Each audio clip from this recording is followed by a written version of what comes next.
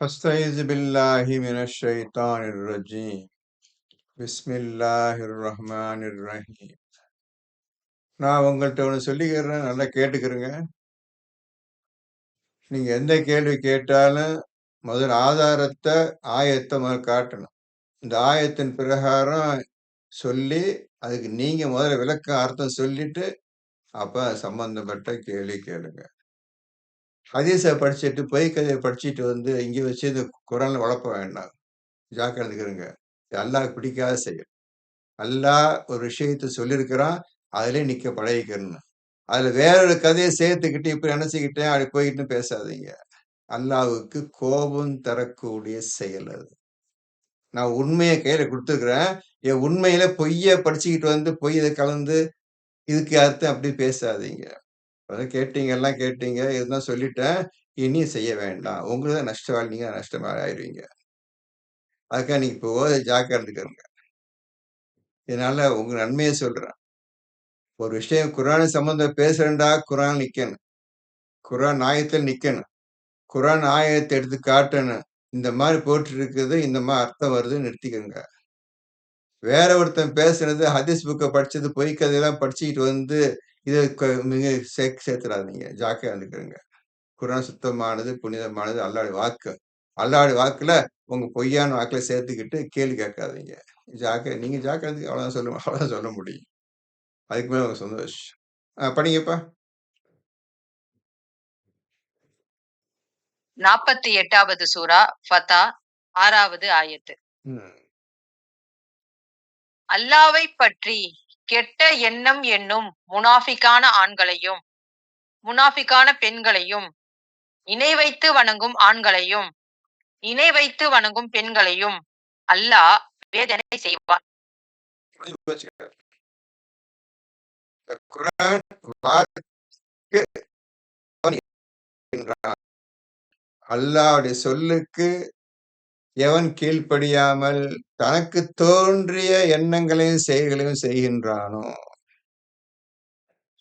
இந்த ஒரு வார்த்தை கேட்டுட்டு அதுக்கு மாறாக பின்னால செய்கின்றவனும், குர்ஆன் ஆயத்துக்களை நிராகரிப்பவர்களும், ஆண்களா இருந்தாலும் பெண்களா இருந்தாலும் சரி, அல்லாஹ் வேதனை செய்வேன் என்று கூறிவிட்டான். அப்போ குர்ஆனை ஓதாதவங்களுக்கு வேதனை, அல்லாஹ்வுடைய சாபம் உண்டாகிவிட்டது.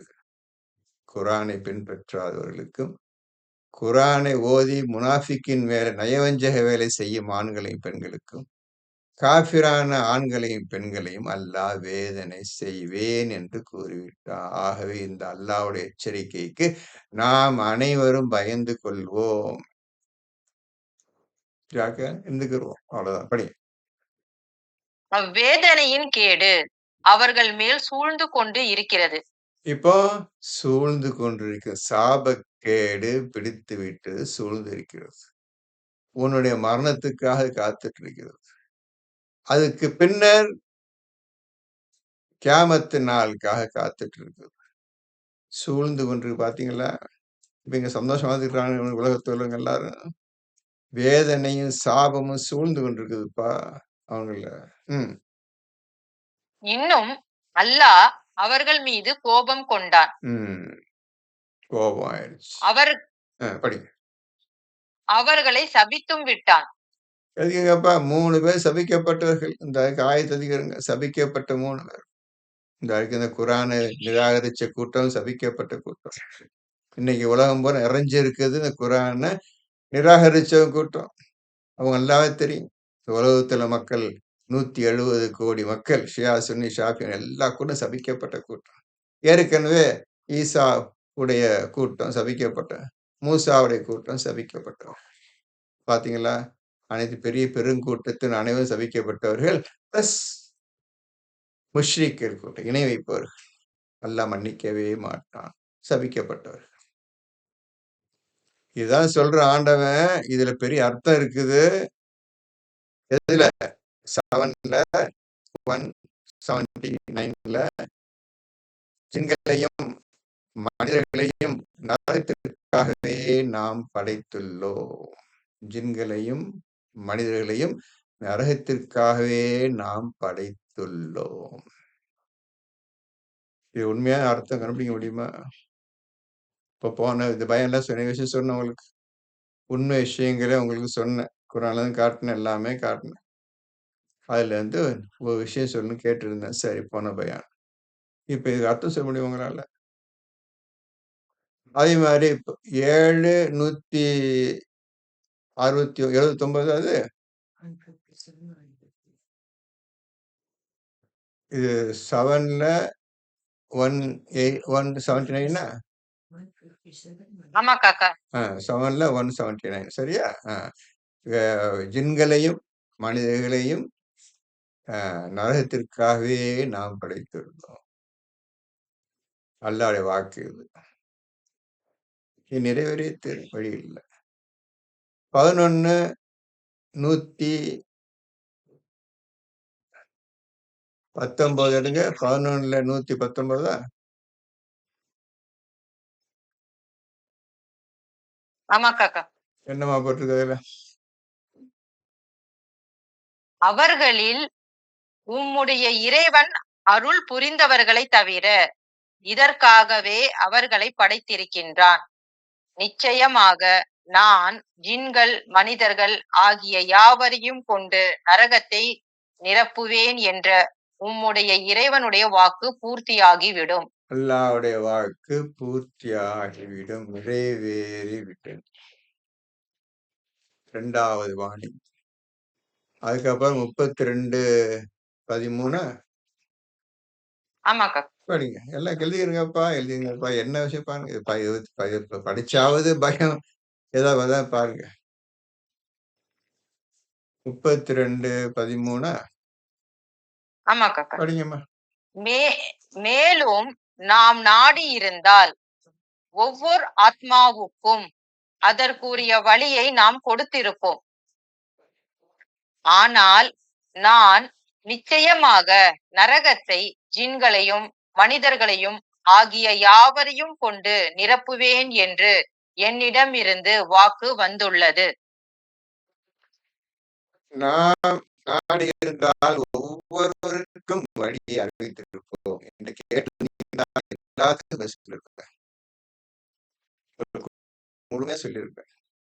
நீங்க எப்படி நடந்துக்கிற வேண்டும் என்ற விஷயம் சொல்லியிருப்பேன். ஒருத்தன் கூட என்கிட்ட ஒரு வார்த்தை கேட்கல. நான் போன போக்குலயே போனாங்க தவிர ஒருத்தன் கூட கேட்கல. இன்னைக்கும் கேட்கலப்பா. அது 32வது சூரா இறங்குற வரையும் ஆன பொறுத்து பார்த்து சொல்றோம். நாடி இருந்தால் ஒவ்வொருத்தரும் வழியை காட்டு. ஒவ்வொருத்தரும் தனித்த வழி புரிஞ்சுக்கிறங்க. ஒருத்தன் வழி உன்னது கிடையாது. அது புரிஞ்சுக்கோங்க. நல்லா புரிஞ்சுக்கோங்க. ஒருத்தன் வழி உன்னது கிடையாது. இப்ப இருக்கிற நீங்க 10 பேர்லயும் 10 பேர் 10 வழி தான். ஆணும் சொல்லி காட்டுற வரைக்கும் போய் அவன் தவிர, இவருடைய வழி தான் 10 பேர் எடுத்துருங்கப்பா. அப்படி கிடையாது. இங்க ஒருத்தர் சொல்லிட்டேன். இந்த சொன்னா நீங்க எல்லாம் மிச்சம் 10 பேர் ஃபாலோ பண்ணீங்க பேச்சு கிடையாது. ஒவ்வொருத்தரும் குர்ஆன ஓதி, அல்லாஹ் நின்று, அல்லாஹ் நோக்கி அவன் சொல்லித் தருகின்ற விளக்கத்தை அடைந்து, அதை பின்பற்றி நடந்துதான் நீங்கள் அந்த வழியை அடைய முடியுமே தவிர, ஒருத்தனை காப்பி அடிச்சு செய்ய முடியாது. நாடி இருந்தா சொல்லியிருப்பேன். யாரும் கேட்கல. இன்னைக்கு வரையும் கேட்கல. இன்னைக்கு வரையும் கேட்கல. அன்னைக்கு சொன்னது 1500 வருஷம் ஆச்சு. இன்னைக்கு வரையும் கேட்கல. பார்த்துக்கிருங்க. நாடி இருந்தால் ஒவ்வொரு வழி அறிவித்திருப்போம். எவனும் கேட்கல. ஒருத்தனுக்கு கேட்கல. ஆகையால் படிங்க அடுத்த லைன் என்ன போட்டிருக்குது? நான் நிச்சயமாக நரகத்தை ஜின்களையும் மனிதர்களையும் ஆகிய யாவரையும் கொண்டு நிரப்புவேன் என்று என்னிடமிருந்து வாக்கு வந்துள்ளது. என்னிடமிருந்து வாக்கு வந்துடுச்சு. இப்ப நம்ம எல்லாம் எங்க போவோம் இறந்தா? இன்னைக்கு இறந்தா எங்க போவோம்? யோசிச்சு பாருங்க. இன்னைக்கு நம்மளுக்கு மரணம் வந்துடுச்சுப்பா. கியாமத் வந்துடுச்சுப்பா. எங்கப்பா போவோம்? கதை முடிஞ்சுச்சுல? தெரிஞ்சுச்சுல? நல்லா தெரியுதுல்ல? இருந்தாலும் இந்த குர்ஆன ஓதுகின்ற மாரி ஓத மாட்டோம். இஷ்டப்படி நாங்க நடந்துக்கிறோம் தான் போயிட்டு இருக்கு இன்னைக்கு உலகத்துல. பார்த்துக்கிருங்க. நம்ம நிலைமைய பார்த்துக்கிருங்க. இவ்வளவு அல்லாஹ் வார்ன் பண்றான். ஒரு இறைவன் வார்ன் பண்றான். உங்கள படைச்சு, போஷித்து, பரிபக்குவப்படுத்தும் இறைவன் வார்ன் பண்றான். எவன் யார்றா இந்த கேட்கிற அளவுக்கு நடந்துட்டு இருக்கோம். நீ யாரா எனக்கு சொல்றது அந்த வாழ்க்கையில மனிதன் போய் கொண்டிருக்கின்றான். அதுக்கப்புறம் வேற என்ன ஆயத்து இருக்குது? 25, 30. இது நாள் இப்படிப்பட்டது நாள். 25, 30 ஃபைனல்.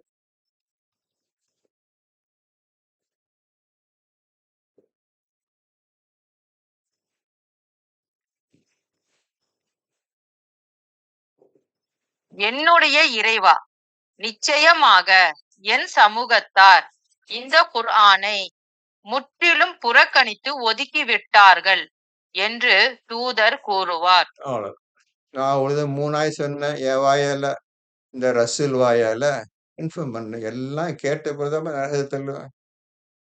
எல்லாத்தையும் கேட்டு, விஷயத்த புரிஞ்சு, உண்மையிலே புரிந்து, எல்லாரும் செய்த செயலை பார்த்து, ஒழுங்கான தீர்ப்பு வழங்கப்படும்.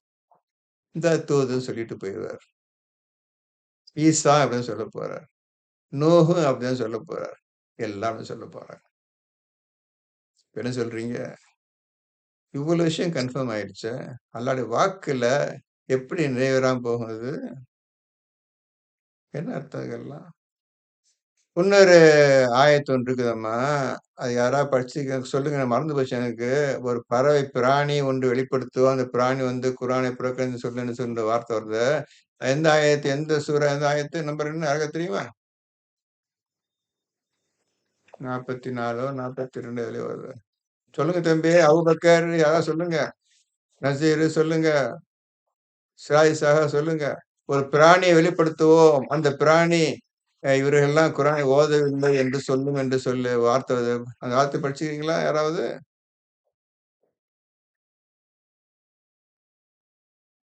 வச்சிருக்கோம் காக்கா. அது ஆயத்து எடுக்கிறோம். அதான் மத்தவங்கள கேட்கிறேன். படிச்சிருக்கோம். ம். ஆபத்துல் அருந்தது. எப்படி குர்ஆன ஓதணும், எச்சரிக்கை எல்லாம் எடுக்கணும். அல்லாஹ் எப்படிலாம் எச்சரிக்கை பண்றான், நம்ம எதிர்காலம் எப்படிப்பட்டதெல்லாம் முடிவாகிவிட்டது எல்லாம் முதல்ல யோசிச்சு வச்சுக்கணும்ல. நம்ம எதிர்காலம் என்னப்பான்னு ஃபர்ஸ்ட்டு தன்னைத்தான் ஒவ்வொருத்தரும் யோசிச்சு பார்த்து வச்சுக்கணும்ல. என்ன இந்த மாரி ஆன சொல்றான், இந்த மாரி சொல்றானே, இதுலருந்து தப்பிக்கணுமேன்னு சொல்லி அப்புறம் குர்ஆன் ஓத ஆரம்பிக்கணும். நம்ம யாருக்குன்னு தெரியலையா? சரி பரவால்ல. 27ல 82 காக்கா. படிங்களேன். அவர்கள் மீது வேதனை உடைய வாக்கு நெருங்கும்போது, அவர்களுக்காக ஒரு பிராணியை பூமியிலிருந்து நாம் வெளியாக்குவோம். ம். அது நிச்சயமாக மனிதர்கள் நம் வசனங்களின் மீது உறுதி கொள்ளவில்லை என்று அவர்களுக்கு சொல்லி காண்பிக்கும். இப்படி நடக்கும் நாளைக்கு. மனுஷன்லாம் சொல்லி, அல்லாஹ் சொல்லி, உங்களுக்கு அறிவு புத்தி வரதுக்காக ஒரு பிராணியை வெளிப்படுத்தி, அதுதான் இப்படி சொல்லப் போகுது நாளைக்கு. இருந்தாலும் நம்மளுக்கு பயம் கிடையாது. என்ன சொன்னாலும் சொல்லு. எது சொன்னாலும் சொல்லு. நான் எங்க இஷ்டம் வாழ்வேன்னு மனிதன் வாழ்ந்துட்டு இருக்கிறான். அல்லாவும் பொறுத்துட்டு இருக்கிறான். செஞ்சுட்டு வா. நல்லா ஆட்டம் போட்டம் செஞ்சுட்டு வா. நான் உனக்காக தான் வெயிட் பண்ணிட்டு இருக்கிறேன். உனக்காக நரகத்த சித்த ரெடியா வச்சுட்டு இருக்கிறேன். பெரிய விருந்தாளில வர்றீங்க நீங்க. உங்க சாவதான் கவனிக்க எப்படி கவனிக்கணும்னு தெரியாது எனக்கு என்று அல்லாஹ் உட்கார்ந்துருக்கிறான். எழுதிக்கிறங்க. 27 8 எழுதிக்கிறங்க. இப்ப சொன்ன நான் 3 4 சொன்னேன். இது 5வது சேர்த்துக்கங்க. இப்ப என்ன சொல்லப் போறீங்க? உண்மை வந்து விட்டது. கையில் இருக்கின்றது. கண்ணால பார்க்கிறீங்க, காதால கேட்கிறீங்க, மனசும் ஏத்துக்கிருச்சு. இருந்தாலும் மனிதன் இஸ்ராயேல் மக்கள் மாரி ஜாம் ஜாம் வாழ்ந்துட்டு இருக்கு. சரி. ஆதமுடைய மக்கள்னு சொன்னனே, இவன் கொலம்பஸ் ஒரு சின்ன ஒரு விஷயம் சொல்லிடுறேன். கொலம்பஸ் எந்த ஊர கண்டுபிடிச்சான்? அமெரிக்கா காக்கா. ஆ. அவன் ஃபர்ஸ்ட் இப்பதான் உலகத்த கண்டுபிடிக்கிறான் போய். அந்த கொலம்பஸ் அவன் போய் கண்டுபிடிக்கிறான்.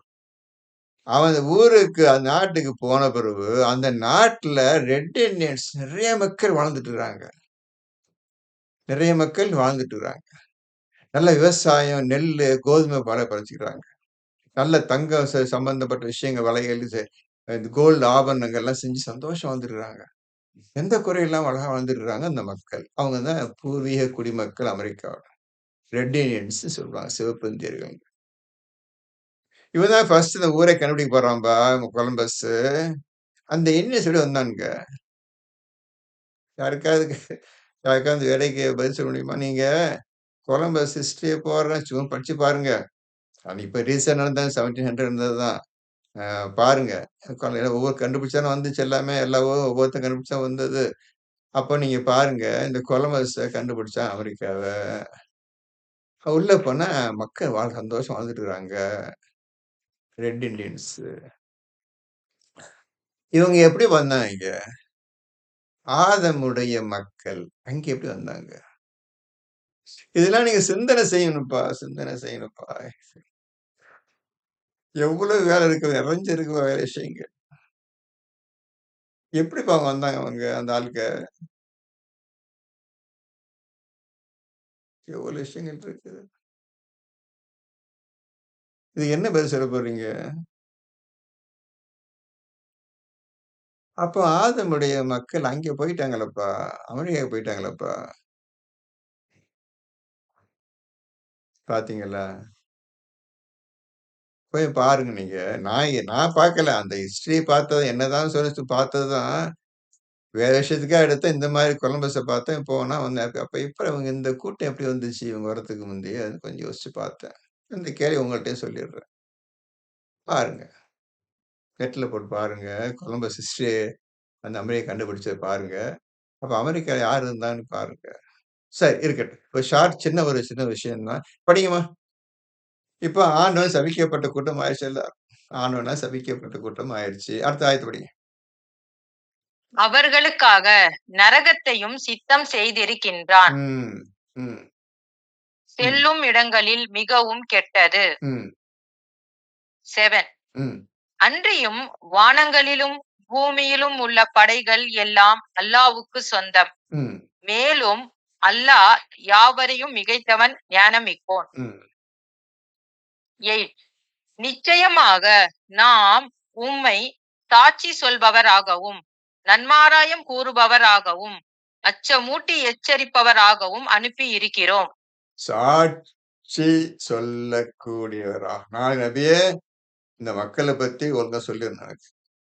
இந்த மக்கள் என்ன செஞ்சாங்க? ஒளிவு மறைவுலாம் ஒழுங்கா சொல்லிறணும். இவனுக்கு ஃபேவர் காட்டுறேன், அவனுக்கு ஆதரவு பேச்சே கிடையாது. மேலும் எச்சரிக்கை செய்பவராகவும், நன்மாராயம் கூறுவராகவும் நாம் உம்மை அனுப்பியிருக்கின்றோம். 10வதுக்கு நாளைக்கு சாட்சி கூறணும். இந்த 3 விஷயத்துக்கு நபியை நாம் அனுப்பியிருக்கின்றோம். ம். 9. நீங்கள் அல்லாவின் மீதும் அவனுடைய தூதர் மீதும் நம்பிக்கை கொண்டு அவனுக்கு உதவி அவனை சங்கை செய்து காலையிலும் மாலையிலும் அவனை தஸ்பீ செய்து வருவதற்காக. இப்போ காலையிலும், மாலையிலும் அவனை தஸ்பீஹ் செய்து வருவதற்காக. அதுக்கு முந்தி? அல்லாவின் மீதும் அவனுடைய தூதர் மீதும் நம்பிக்கை கொண்டு அல்லாஹ் அவனுக்கு அ, உதவி அ, அ. அவனுக்கு உதவி அவன் செய்யணும். அவனை சங்கை செய்து ம். காலையிலும் மாலையிலும் அவனை தஸ்பீ செய்து வருவதற்காக. இதற்காக யார் அனுப்புகிறான் ஆண்டவன்? தூதரை அனுப்பினோம். தூதர் தான் உங்க வேலை. பிளஸ் மக்களுக்கு நீங்க உபதேசம் செஞ்சிருங்க. இந்த மாரி நடந்துக்கிறங்க நீங்க. அவள மக்கள் நீங்க கட்டாயப்படுத்துறதோ, அவர் குரானுக்கு விரோதம் போனா தண்டனை செய்றதோ, அவன் கோவப்படுறதோ உங்க வேலை கிடையாது. நான் சொன்ன விஷயத்த மக்கள் காதுல போட்டுருங்க. அவன் எடுத்துக்கிறானோ, எடுக்கலையோ, அத பத்தி நீங்க கவலைப்படாதீங்க. அதுக்கு நீ பொறுப்பாளி கிடையாது. அவன் குரான் வேணான்னு சொல்லிட்டா, நீங்க பொறுப்பாளி கிடையாது. நான் உங்க பொறுப்பெல்லாம் நீ மக்களுக்கு எடுத்து சொல்றதான் தவிர வேற எதுவும் கிடையாது என்று அல்லாஹ் நபிக்கு சொல்லுகின்றான். அப்போ நபிக்கு நிச்சய சொல்லுகின்றான் என்றால், ரசூலை பின்பற்றுங்கள்ன்னு இப்போ வார்த்தை கொண்டு வரணும். இப்ப நம்ம எல்லாம் ரசூலை பின்பற்றணும். இப்ப ரசூலுக்கு என்ன கட்டளை இட்டானோ, அந்த கட்டளை நாம் செய்யணும். இதான் ரசூலை பின்பற்று. படி. 10. நிச்சயமாக எவர்கள் உம்மிடம் வைத்து வாக்குறுதி செய்கிறார்களோ அவர்கள் அல்லாவிடமே வாக்குறுதி செய்கின்றனர். ரசூலிடம் என்ன செய்வேன்? இந்த மாரி நடந்துக்கிறேன். நீங்க சொல்ற மாரி செய்றேன் என்று யார் சொல்லுகின்றார்களோ, அவர்கள் ரசூலிடம் வாக்குறுதி செய்யவில்லை. அல்லாவிடமே வாக்குறுதி செய்கிறார்கள். இப்ப நம்ம எல்லாம் குரான் எடுத்துக்கிட்டோம். இந்த குரான படிச்சு முன்னேறணும், இந்த குரான் நடக்கணும் என்று வாக்குறுதிய போலதான் படிக்கிறோம் இப்ப நம்ம. இந்த குரான் எடுத்துக்கணும்னு எடுத்தது அநியாயம் வாழ்க்கை போயிருச்சு. கோடிக்கணக்கான மக்கள் ஜெனரேஷன் போயிருச்சு. குரான் ஓதாம போயிருச்சு. இன்னைக்காவது ஒரு வழி ஆண்டவன் காட்டிக் குடுத்தான். ஓதிட்டு இருக்கிறோம். இது நடக்கணும் என்ற வாக்குறுதியின் அடிப்படையில தான் ஓதிட்டு இருக்கிறீங்க. இப்ப இந்த வாக்குறுதி அடிப்படை நீங்க குரான் எடுத்துட்டீங்க, ஆசை வச்சுட்டீங்க, இந்த குரான் நடக்க முடிவு பண்ணிட்டீங்க. அப்படி பண்ணிவிட்டால் ஆண்டவனுடைய சோதனை வரும். இந்த சோதனையில நாம் ஜெயித்து காட்டுவேன். இப்ப ஒரு வாக்குறுதி தவறக்கூடாது. நான் உன்னை சோதனை செய்வேன் என்று சொல்லிவிட்டேன். அந்த அடிப்படையில் தான் நீ குரான் ஓதிக் கொண்டிருக்கின்றாய். இப்பொழுது சோதனை வந்துவிட்டது. இந்த சோதனை ஜெயித்து காட்டு. ஆகவே நமக்கு இந்த வாக்குறுதி நிறைவேற்றணும். நிறைவேற்றி வைக்கணும். வாக்குறுதி எப்ப வருமோ, யாருக்கு எந்த விதத்துல, எந்த மாதிரி சோதனை வரும்னு தெரியாது. தயாரா இருந்துக்கிறோம். பிடிக்கும்போது கத்தக்கூடாது. புறமுதுகு காட்டி ஓடிப் போய்விடக்கூடாது. குரானை தொடமாட்டேன்னு சொல்லிட முடியாது. முடியாது. நான் மனுஷன் நம்பி வாழ்ந்துடுறேன் என்று ஓடக்கூடாது. அந்த அளவுக்கு ஆண்டவன் நம்மள சோதனை செய்வான். இப்ராஹிம் நபியை சோதனை செய்தது போல், யூசுப் நபியை சோதனை செய்தது போல், இப்ராஹிம் நபியை சோதனை செய்தது போல் நம்மையும் சோதனை செய்வான். தயாராக இருந்து கொள்வோம். படி. அல்லாவின் கை அவர்களுடைய கைகளின் மேல் இருக்கிறது. இப்போ உங்க கை மேல அல்லாஹ்வின் கை இருக்குதுப்பா. வாக்கு செஞ்சுட்டா. யாருடைய கை கொஞ்சம் கொஞ்சம் யோசிச்சு பாருங்க. இந்த வாக்கியத்த ஆண்டவன் சொல்ற இந்த ஆயத்த ஒழுங்கா படிச்சு பாருங்கப்பா. நீங்க இப்ப குரான் எடுத்துட்டீங்கப்பா. நீங்க இப்ப உட்கார்ந்து கேட்டுக்கிறீங்களே, நம் அனைவர் கை மீது அல்லாஹ்வின் கை இருக்கின்றது. நீ வாக்குறுதி பண்ணி இந்த குரான் எடுத்துட்ட. நான் நம்புறேன். இந்த வாக்குறுதியை நிறைவேற்று என்று அல்லாஹ் உங்கள் மீது கை வைத்து விட்டான். உன் வாக்கு ஏத்து சத்தியம்ப்பா, உற்சாகப்பா. இப்ப நீங்க என்ன செய்ய போறீங்க? இந்த வாக்குறுதிய, இந்த வாக்குறுதிய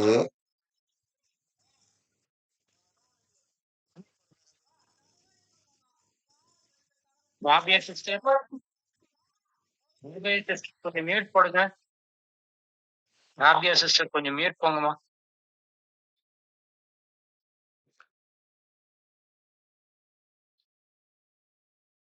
உங்கள் கை மீது அல்லாஹ்வின் கை வச்சுட்டான்.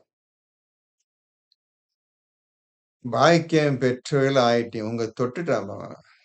அவனே சொல்றான், உங்கள் கை மீது, மூமின் கை மீது அல்லாஹ்வின் கை இருக்கிறது. உங்களை சேர்ந்துட்டான்பா ஆண்டவன். என்னப்பா செய்ய போறீங்க? இந்த கையை விலைக்கு விட போறீங்களா? பிடிச்ச கை விட்டுற இறுக்கி பிடிக்க போறீங்களா? அல்லாஹ் பலமா பற்றி பிடித்துக் கொள்ளுங்கள். உங்களை நம்பி உங்கள் கை மீது அவன் கை வைத்து விட்டான். இந்த கை பலமாக பிடித்துக் கொள்ளுங்க, விட்டுறாது அல்லாஹ்வுடைய கை. இந்த மாதிரி செய்வீங்களா? சொல்றானே, அவன் தான் சொல்றான். வாயால சொல்றான். பிடிக்காதா கேட்டீங்க, கண்ணால பார்த்துட்டீங்க. இப்ப உங்க கை மேல அல்லாஹ் கை இருக்கு இப்போ. இப்ப நம்ம கை மேல அல்லாஹ் கை இருக்கு. அப்ப எவ்வளவு ஜாக்கிரதையாக பயந்து அவன் சொல்ற ஆயத்துக்கு ஒழுங்கா படிச்சு அதன்படி நடக்கிறதுக்கு நம்ம முயற்சி பண்ணணும். அது கீழ்ப்பணத்த நடக்கணும். பார்த்துக்கிட்டீங்களா? கொஞ்சம் கூட அவன் வச்சிடக்கூடாது. அவனுடைய வார்த்தைக்கு எந்த வார்த்தையும் நீங்க சேர்த்துடக்கூடாது. இதிலே நிக்கணும். அல்லாஹ் சொன்ன வாக்குல நிக்கணும். அவனோட கையை பிடிச்சிட்டு கையோடு நிக்கணுமே, ஆணும் நிக்கணுமே. படிங்க. ஆகவே எவன் முறித்து விடுகிறானோ, நிச்சயமாக அவன் தனக்கு கேடாகவே முறிக்கிறான். பாத்தீங்களா? எவன் இதை முறித்து விடுகின்றானோ, வேண்டாம், அல்லாஹ்வுடைய கை வேண்டாம் என்று முறித்து விடுகின்றான். இதான்பா 2:27. நீங்க செய்யற வாக்கு இப்படிதான்பா இருக்கணும். ஆனா அல்லாஹ் என்ன சொல்றான்? வாக்குறுதியை முறித்து விடுகின்றனர். ஒன்றிணைக்கப்பட வேண்டும் என்பதை துண்டித்து விடுகின்றனர். வேண்டாம், கையும் வேண்டாம், காலும் வேண்டாம். எனக்கு ஷைத்தான் போதும், இந்த உலக வாழ்க்கை போதும்னு நினைக்கிறேன். பக்கத்துல இந்த ஆயத்து பக்கத்துல 2:27 எழுதிக்கிறது. படி. எவர் அல்லாவிடம் செய்த வாக்குறுதியை நிறைவேற்றுகிறாரோ ம். அவருக்கு அல்லாஹ் மகத்தான நற்கூலியை விரைவில் வழங்குவான். ம். அல்லாஹ் 2 பதில் வந்துருச்சு. முறிக்கிறவனுக்கு ஒரு பதில், முறிக்காதவனுக்கு பதில். ஒன்று சேர்ப்பவனுக்கு ஒரு பதில், ஒன்று சேர்க்காதவனுக்கு 2 பேருக்கும் பதில் ஆண்டவன் கொடுத்து விட்டான். 11. பின்தங்கிவிட்ட அரபிகள் எங்களுடைய சொத்துக்களும் எங்கள் குடும்பங்களும் எங்களை அலுவல்கள் உள்ளவர்கள் ஆக்கிவிட்டன. யுத்தம் புரியுமாறு வர கூப்பிட்டால், எங்களுடைய குடும்பம் வீட்டுல தனியா கிடக்குது. எங்க சொத்து கித்துலாம் அப்படி தொறந்து கிடக்குது. எங்களுக்கு பல வேலைகள் இருக்கின்றன. அதற்காக நாங்க உங்களோட சண்டை வர முடியல என்று பதில் கூறுகின்றார்கள். ம். எனவே நீங்கள் எங்களுக்காக மன்னிப்பு கோருவீர்களாக ம். என கூறுவர். அவர்கள் தங்கள் இதயங்களில் இல்லாததை தம் நாவுகளினால் கூறுகிறார்கள். நபியே எங்களுக்காக மன்னிப்பு கேட்டுருங்க. இந்த விஷயம் இந்த மாதிரி காரணத்துக்காக சண்டைக்கு நாங்க வர முடியல. யுத்தத்துக்கு வர முடியல. என்று இல்லாத விஷயத்தை பொய்யாக தன் நாவுகளால் நபியிடம் கூறுகின்றார்கள். அல்லாஹ் உங்களுக்கு ஒரு கெடுதியை நாடினாலும் அல்லது அவன் உங்களுக்கு ஒரு நன்மையை நாடினாலும் அதில் எதையும் அவனுக்கு எதிராக உங்களுக்கு தடுக்கக்கூடிய அதிகாரம் பெற்றவர் யார்? உங்களுக்கு ஒரு கெடுதி வந்துடுச்சு அல்லது ஒரு நன்மை வந்துடுச்சு, அது ரெண்டையும் தடுக்கக்கூடிய அதிகாரம் பெற்றவன் யார் என்று அல்லாஹ் கேட்கின்றான். ஒரு வியாதி பிடிச்சிச்சுப்பா, யாரை கேட்டு வந்துச்சு? அது நீ கூப்பிட்டியா? நீ கூப்பிடல. எப்படி வந்தது? ஒரு துன்பம் வந்துடுச்சு. இதுக்குள்ளே பெரிய துன்பம் வியாதி தான். அது யாரும் சொல்லிக்கிறாம வரும், யாரை கேட்டும் வராது. சொல்லுங்க, நீங்க வியாதி விரும்ப மாட்டீங்க, வந்து பிடிச்சிருச்சு. அது தடுக்க தேவை இருக்கிறானா? கருத்துறியா நீ? நீ போன சொன்ன போயிருமா? சொல்லு பார்ப்போம். கேட்கிறான்ல, தடுக்க யாரு? சரி, நன்மை வந்துருச்சு, வந்துட்டு சந்தோஷம், அதை தடுக்க. அதையும் நான் ஒருத்தனுக்கு நன்மையை நாடிவிட்டேன். நீங்க உட்காந்துருக்கிறீங்க 10, 15 உட்கார்ந்து, அனைவருக்கும் அல்லாஹ் நன்மையை நாடிவிட்டான். எவனாலும் தடுக்க முடியாது. அல்லாஹ்வுடைய பாக்கியத்தில் நீங்கள் இருக்கின்றீர்கள். யார் தடுக்க முடியும்? அல்லாஹ் உங்களுக்காக என்னுடைய குர்ஆனை ஓதும் இந்த மக்களுக்காக நான் என்னுடைய பாக்கியத்தை கொடுத்திருக்கின்றேன். எவனாலும் தடுக்க முடியாது. தடுக்கிறதுக்குள்ள அதிகாரம் படைத்தவன் யார் என்று அல்லாஹ் கேட்கிறான். நம்ம அல்லாஹ்வுடைய நன்மையே கேட்டுட்டு இருப்போம். அல்லாஹ்வுடைய பரக்கத்தையே இறக்கித்தான் கேட்டுட்டு இருப்போம். தீமையிலிருந்து காப்பாற்றுவாயான்னு கேட்டேன். படி. படியல்ல. அல்லாஹ் நீங்கள் செய்வதை நன்குணர்ந்தவனாக இருக்கின்றான் என கூறும். அப்படி இல்லப்பா, நீங்க செய்கிறது அனைத்தையும் அல்லாஹ் பார்த்தான் பாரு, கேட்டுதான் பாரு, எல்லாத்தையும் கவனித்தவனாகவே இருக்கிறான். பண்ணி பாரு, என்ன பண்றது? நான் படைச்சிட்டேனே, அது ஏன் கஷ்டம் கொடுக்க கூடாத? அநியாயம் பண்றானே, சரி அநியாயம் பண்ணிட்ட போடா, வழி இல்லை, நான் என்ன செய்ய முடியும் என்று அல்லாஹ்வும் அமைதியாக உட்கார்ந்து விட்டான். நீங்கள் கூறுவது போல் அல்ல. தூதரும் மூமின்களும் தங்கள் குடும்பத்தாரிடம் ஒருபோதும் திரும்ப மாட்டார்கள் என்று நீங்கள் நிச்சயமாக எண்ணிக்கொண்டிருந்தீர்கள். சண்டைக்கு போனவன் தான் திரும்பி வரமாட்டான். அத்தோடு ஒளிஞ்சான். இந்த நபி பேச்சை கேட்டவன் எல்லாம் அத்தோடு எல்லா கதையும் முடிஞ்சது என்று நீங்கள் நம்பிக்கொண்டும் பேசிக்கொண்டும் இருந்தீர்கள். இதுவே உங்கள் இதயங்களில் அழகாக்கப்பட்டது. இதுதான் நல்ல வேலைப்பா, நம்ம சண்டைக்கு போகலப்பா. போனவன் போயிட்டு அவன் முடிஞ்சு போச்சு. இதான் ஒழுங்கான தப்பிச்சுக்கிட்டான்பா என்று இதே மக்கள் உங்க இதயத்துல இது அழகாகப்பட்டு செய்தவங்களுக்கு இதே அழகாகிட்டான். நீங்க செஞ்சதான் சரியான முடிவு. அவங்க எல்லாம் இந்த ரசூல் பேச்சை கேட்டு போயிட்டாங்க என்று இது இதயத்துக்கு உங்களுக்கு ஆக்கப்பட்டு விட்டது. ம். ஆதலால் நீங்கள் ஒரு கெட்ட எண்ணத்தை எண்ணிக்கொண்டிருந்தீர்கள். ம்.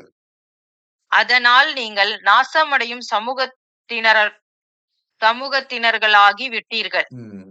சண்டை அல்லாஹ் பேச்சை கேட்டு, ரசூல் பேச்சை கேட்டு, இந்த குர்ஆன் பேச்சை கேட்டு சண்டை போடாமல் ஒளிந்தும் புறங்காட்டியும் திரிந்து கொண்டிருந்தீர்களே, நீங்க உங்களுக்கு ஒரு பிடிச்ச கஷ்டம், நஷ்டமும், துன்பமும் சாதாரண இது கிடையாது. சீக்கிரத்தில் நீங்க இதுக்குள்ளான கூலி அடைவீர்கள். அல்லாஹ்வின் பக்கம் யுத்தம் செய்யாம, என் வீடு இருக்குது, சொத்து இருக்குது, இத காப்பாத்தன்னு நின்றீங்களே, அதுக்குள்ள கூலி மகத்தான கடுமையான கூலி நிச்சயமாக நீங்கள் அனுபவிப்பீர்கள். ம். 13. அன்றியும் எவர் அல்லாவின் மீதும் அவன் தூதர் மீதும் நம்பிக்கை கொள்ளவில்லையோ, நிச்சயமாக காபிர்களுக்கு நாம் கொழுந்துவிட்டெரியும் நரக நெருப்பை சித்தம் செய்திருக்கிறோம். ம். சபிக்கப்பட்டவங்களுக்கு நரகம். ம். 14. மேலும் வானங்களில் வானங்களுடையும் பூமியுடையும் ஆட்சி அல்லாவுக்கே. ம். தான் விரும்பியவர்களை அவன் மன்னிக்கிறான். ம். தான் விரும்பியவர்களை அவன் வேதனை செய்கிறான். ம். அல்லாஹ் மிக்க மன்னிப்பவன், மிக்க கிருபை உடையவன். அல்லாஹ் பேச்சை கேட்டு யார் நடக்கிறாங்களோ, அல்லாஹ் விரும்புறான். மன்னிக்கிறான். அல்லாஹ் பேச்ச கேட்க மாட்டேன்னு சொல்றானோ, அல்லாஹ் எப்பேர்ப்பட்டவர்கள மன்னிக்க மாட்டான். தான் விரும்பியவைகளை யார விரும்புவான் ஆண்டவன் மன்னிப்பான். தான் பேச்சை கேட்கணும் மன்னிப்பான். தன் பேச்சை கேட்காதவங்கள மன்னிக்க மாட்டான். ம். 15. போர்க்கள பொருட்களை எடுத்துக் கொள்வதற்காக நீங்கள் சென்றீர்களாயின், போருக்கு உம்முடன் சேர்ந்து வராமல் பின்தங்கிவிட்டவர்கள், நாங்களும் உங்களை பின்பற்றி வர அனுமதி கொடுங்கள் என்று கூறுவார்கள். போர்ல சண்டை போடுறாங்க. எல்லாம் போயிருவாங்க. இறந்து போயிறேன்னு இருந்தானுங்க.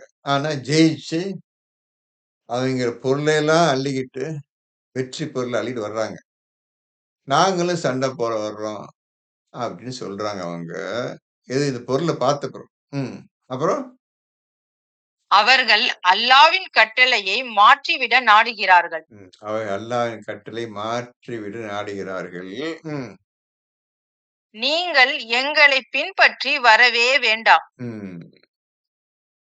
இவ்வாறே அல்லாஹ் முன்னர் கூறியிருக்கின்றான் ம். என்று அவர்களிடம் நீர் சொல்லி விடுவீராக. போதும்பா. நான் உங்க சண்டைக்கு கூப்பிட்டேன். வரமாட்டேன்னு போனீங்க. இனிமே சண்டைக்கு வர வேண்டாம். நீ ஒருக்கா வர வேண்டாம். நான் வீட்ல சந்தோஷம் உட்கார்ந்துக்க நீ. நபியே என்று அவர்களை கூறி விடுவீராக. இனி சண்டைக்கு வரேன்னு சொன்னா சேர்க்காதீங்க. அவைங்க பொருள பார்த்துட்டாங்கல்ல, நம்மளையும் போட்டு அள்ளிட்டு வரதுக்கு வர்றானுங்க. வேண்டாம். நீ சண்டைக்கு வர வேண்டாம். நீ எங்களோட சேரவும் வேண்டாம். தொலைஞ்சு போயிருன்னு நபியே நீ கூறி விடுவீராக. ம். ஆனால் அவர்கள், அல்ல, நீங்கள் எங்கள் மீது பொறாமை கொண்டுள்ளீர்கள் என கூறுவார்கள். ஆ சொன்னதுக்கு என்ன சொல்ல தெரியுமா? எங்களுக்கு பொறாமைப்படுறார் நபி என்று அவர்கள் கூறுவார்கள். நாங்க சண்டைக்கு வர்றோம்னு சொன்னா, நீங்க வர வேண்டாம்னு சொல்றாங்க. எங்க மீது பொறாமைப்படுறார் நபி என்று கூறுவார்கள். ம். அப்படி அவர்கள் மிகச் சொற்பமாகவே அன்றி அறிந்துணராமலேயே இருக்கிறார்கள். அ நெறைய பேர் எந்த விஷயமும் தெரியாம, புரியாம இருக்கிறாங்க.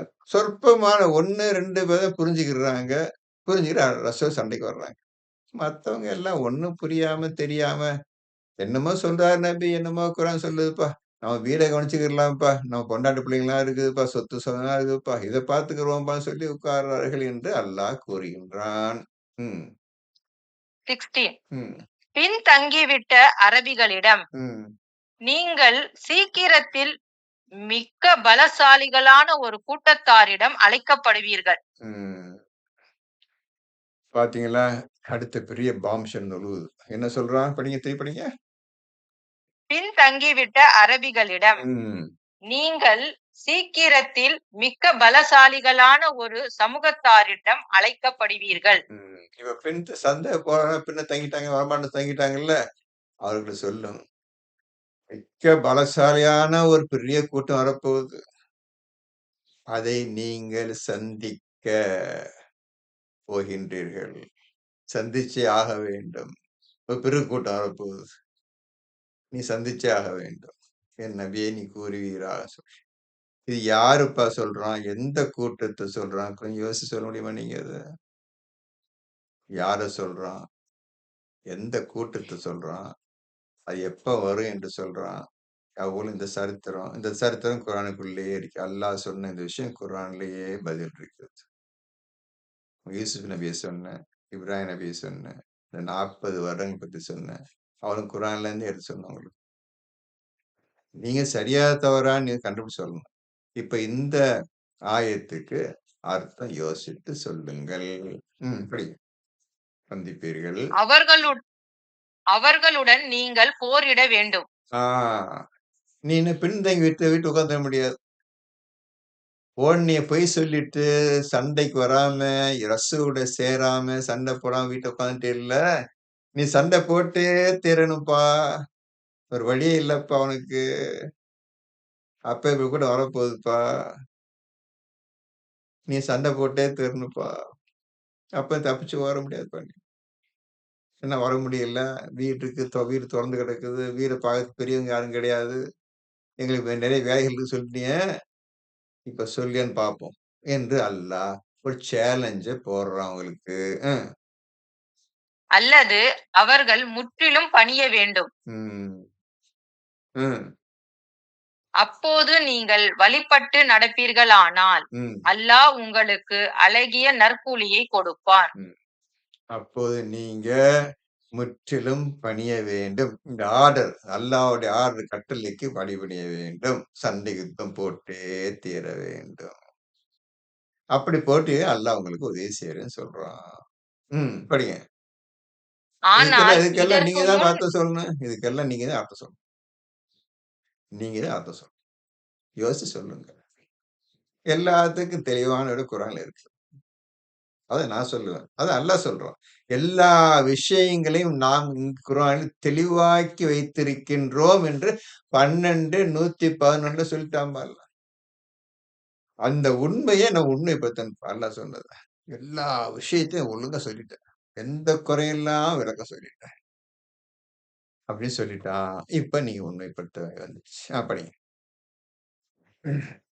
ஆனால் இதற்கு முன் நீங்கள் போரிடாமல் பின்னடைந்தது போல் இப்பொழுதும் நீங்கள் பின் வாங்குவீர்களாயின் அவன் உங்களை நோவினை தரும் வேதனையாக வேதனை செய்வான் என்று நீர் கூறும். இப்ப சொல்றாங்க. அந்த சண்டையிலே நீங்க பின் வாங்குனீங்கடா, கடுமையான நோவினை. பயங்கரமான நோவினை செய்யும் வேதனை நீங்க மாட்டிக் கொள்வீர்கள். எல்லாம் வந்துருச்சு. ரிசல்ட் ஜட்ஜ்மென்ட் எல்லாம் வந்துருச்சு. 17 ம். அந்தகர் மீதும் குற்றம் இல்லை, மூடவர் மீதும் குற்றம் இல்லை, முடவர். நோயாளி மீதும் குற்றம் இல்லை. அன்றியும் எவர் அல்லாவுக்கும் அவருடைய தூதருக்கும் வழிபடுகிறாரோ அவரை அல்லாஹ் சொர்க்கங்களில் பிரவேசிக்க செய்வான். இந்த 3 விதமான குரூப் மக்கள் சண்டை போட முடியாது பாவம். அவங்க தவிர மத்தவங்க சண்டை போட்டே தீரணும். இப்பேற்பட்ட மக்களுக்கு அல்லாஹ் ஆர்ப்போட சண்டை போட்டே தீர்ந்து விட்டான். இது அல்லாஹ்வுடைய கட்டளையும் ஆகிவிட்டது. சரி, இதுவரை பேசின வரையும் சிந்திச்சு பாருங்க.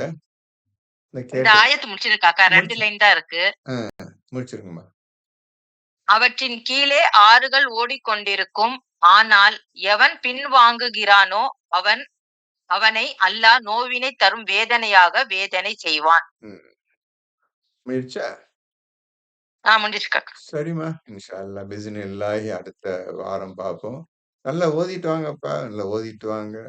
விஷயத்த சொல்லுங்க. கேட்டுக்கிட்டே இருந்த பிரயோஜனம் கிடையாது.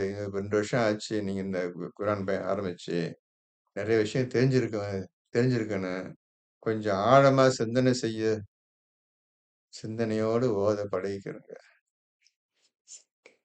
அடுத்த சண்டே இன்ஷா அல்லாஹ் பார்ப்போம். அல்ஹம்துலில்லாஹி ரப்பில் ஆலமீன்.